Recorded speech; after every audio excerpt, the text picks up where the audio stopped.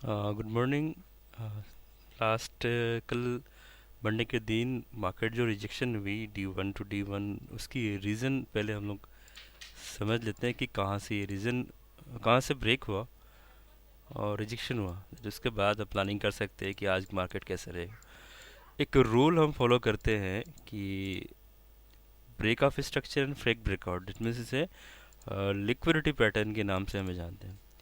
Means अगर price previous high को stop out करे, है ना, लिक्विडिटी करने के बाद, इंटरनल हो या एक्सटर्नल हो, ब्रेक ऑफ स्ट्रक्चर हो या फिर, है ना, ब्रेकर ब्लॉक हो, एवरीथिंग, किसी भी जोन से मार्केट रिवर्स हुआ एंड उससे उस जोन को रीटेस्ट नहीं किया, उससे पहले मार्केट ब्रेक हुई।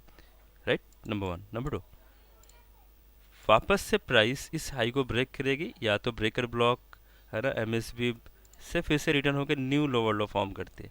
इसे कहते हैं लिक्विडिटी पैटर्न्स। राइट। अगर ये लिक्विडिटी पैटर्न्स न्यू लोअर लो बनाने में फेल हुई, है ना, तो मार्केट सीधा हाई तक यानी कि डीपी तक यानी कि पॉइंट ऑफ इंटरेस्ट तक जाती है। इस चीज़ को याद रखना है।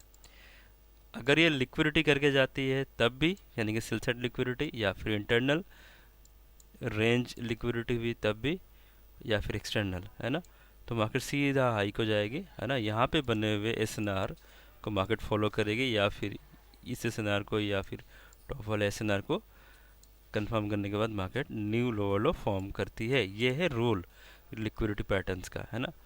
तो पहली जो रिजेक्शन है वो किसी ब्रेकर ब्लॉक से, है ना, यानी कि एमएसबी जोन से, ब्रेकर ब्लॉक से, तो मल्टीपल जोन अप हो सकते हैं ब्रेकर ब्लॉक जैसे लिक्विडिटी पैटर्न। तो ये सेटअप कम्प्लीटली बन चुका है और प्रीवियस लो को ब्रेक करने के बाद फेक ब्रेकआउट कहते हैं, फेक एमएसबी या फेक लोअर लो। मार्केट प्रीवियस हाई को ब्रेक किया। अब बारी थी हाई बनने के बाद, यानी कि इसने किसी भी एसएनआर को, यानी कि ब्रेकर ब्लॉक जोन से रिजेक्शन होना, ये नेक्स्ट स्टेप था कि प्राइस लोअर लो होता। बट इसने प्रीवियस लो को ब्रेक नहीं किया। तो अब सीधी सीधी बात है कि अगर प्रीवियस लो को ब्रेक नहीं किया तो रिसेंट हाई को ब्रेक करेगी, जो अल्टीमेटली इसने किया। जो रिसेंट हाई को ब्रेक करेगी, है ना, इस हाई को अगर इसने ब्रेक नहीं कर पाया तो इस हाई को ब्रेक करेगी, तो प्राइस जाएगी कहाँ, जाना कहाँ है, डीपी में, यानी कि जो आपका जैसे क्यूएमएल कह सकते हैं या फिर लिक्विडिटी पैटर्न्स वगैरह, यानी कि जोन, इसमें आपको एसएनआर फाइंड आउट करना है ना। ए शेप, जूम कर देता हूँ, ए शेप, वी शेप, है ना, A and V shape find out करना है। और इसके अंदर प्राइस आने के बाद अगर रिजेक्शन हो जाए, है ना, ब्रेक ना हो, बॉडी नीचे क्लोज, दैट मीन्स ये कंफर्मेशन दे रही है कि मार्केट नीचे जाने वाली। होल्ड करना है आपको H4 और H1 के एसएनआर के, है ना, अगर कंफर्मेशन के लिए H4। अब ये प्राइस रिजेक्शन हुई, देन यहाँ से हम सेल की प्लानिंग कर सकते थे, बट अल्टीमेटली क्या हुआ, प्राइस ब्रेक हुआ। क्यों ब्रेक हुआ, रीज़न क्या है कि हम डायरेक्टली किसी previous weekly and monthly SNR zone पे, जैसे आप अगर ध्यान देंगे तो ये एक वीकली एसएनआर जोन है ना।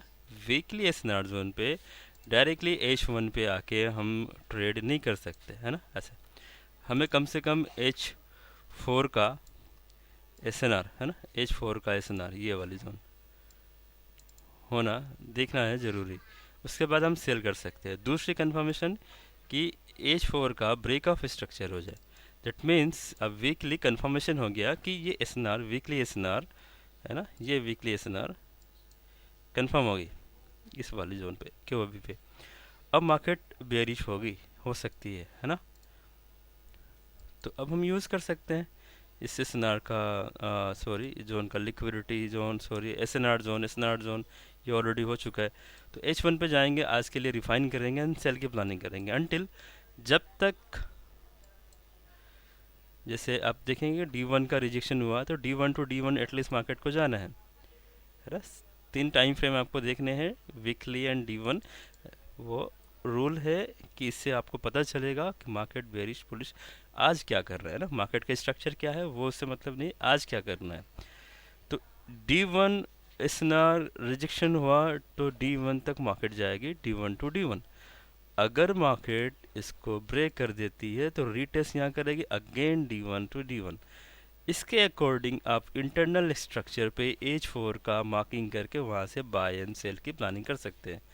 जैसे आज D1 की रिजेक्शन हुई, D1 का SNR है ना, रीटेस्ट करेगी अगर तो कंफर्मेशन है कि मार्केट और जाएगी। बट हम यूज़ करेंगे D1 रिजेक्शन हुआ तो मार्केट कहाँ तक जाएगी, D1 के SNR टू SNR, है ना।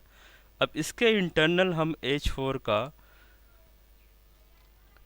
बेरिश जितने भी SNR है वो मार्क करेंगे,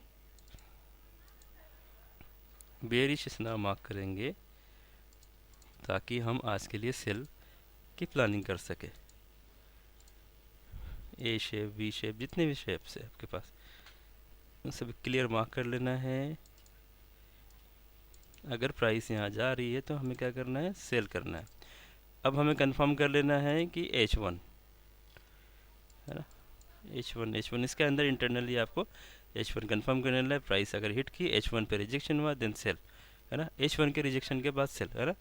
कैसे H1 के बाद रिजेक्शन पे सेल करते हैं, सिंपल।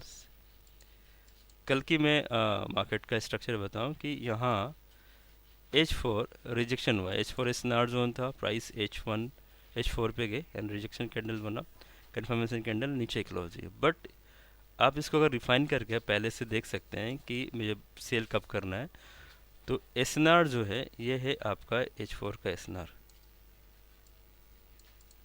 बाय का भी था, बाय का भी था, सभी मार्क कर सकते हैं। मैं ऑलरेडी सभी मार्क किया था एंड उस समय मैं बुलिश ट्रेड प्लानिंग कर रहा था। बट जब यहाँ पे फेल हुआ, है ना, आप इस SNR को H1 पे रिफाइन कर लेंगे, है ना। कैसे दिखेगा, अब यहाँ पे वी शेप है, ऐसे पे इसी जोन पे, है ना, H4 का SNR जोन पे हमें मार्क करना है यहाँ पे। तो हमें मिला H1 का V shape and A shape. Wait करना है कि इस जोन पे प्राइस आके जब रीटेस्ट करे और बॉडी नीचे क्लोज हो जाए, ये कंफर्मेशन है कि मार्केट का बेयरिश स्ट्रक्चर स्टार्ट। अब यहाँ से आप LTF यूज़ करके, है ना, M5 M1 जो भी जितने भी टाइम फ्रेम पे आप जो ट्रेड करते हैं, है ना, उस जोन पे जाके आपको सेल करनी है। कैसे सेल करना होता है, सिंपल है।